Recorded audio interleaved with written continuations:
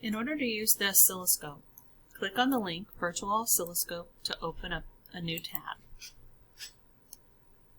When opening up the Virtual Oscilloscope, as you can see, there is an article that shows you how to use the oscilloscope, and I'm going to talk you through it so you can go back and look at this screencast.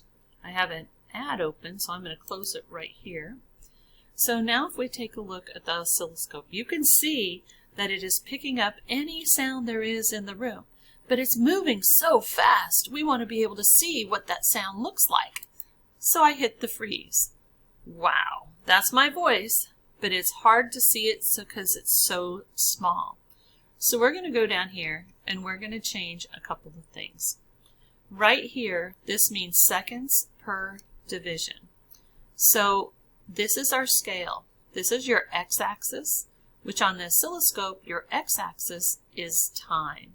So this means 1 millisecond, which milli, just like in millimeter, is 1,000 milliseconds in 1 second. So right here, this is 1,000, or this is 1 millisecond in between. So I can change that to 2 milliseconds, or I can make it 5 milliseconds. I can also go back and I can put it on this one, which is an unusual looking symbol. That is 500 microseconds. There are 1,000 microseconds in a millisecond. That means there are 1 million microseconds in a second. So let's see what that looks like. Now I'm really starting to kind of see the wave. 500 microseconds would be 1/2 of a millisecond because 500 is half of 1,000.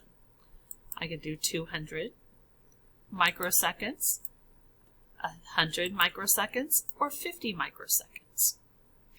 I like the symbol that was here that I got with the 200.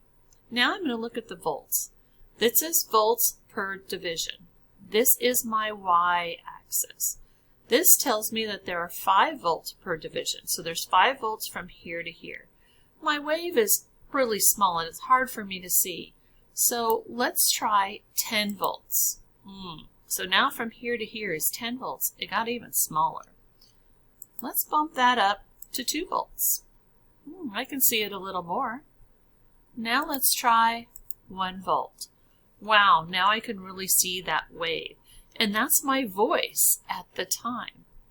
I'm going to take this back to 1 millisecond, and I'm going to unfreeze, and I'm going to make another sound. This time I'm going to try to whistle.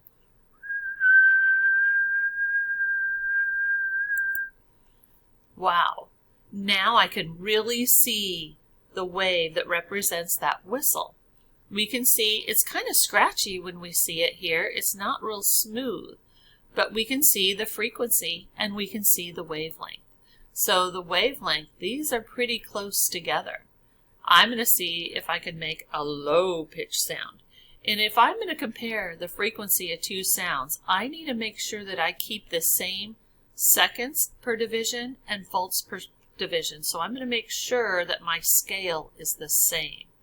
It doesn't make any sense to compare 2 things with different scales. You have to put them on the same scale. So let's try that again with a low pitch whistle.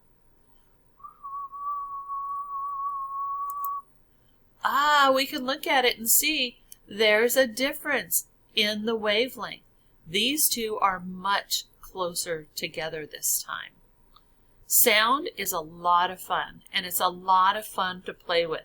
So take your computer into a quiet room, see what you can do to capture and view some of the wavelengths of the sounds around you and the instrument that you made. Enjoy!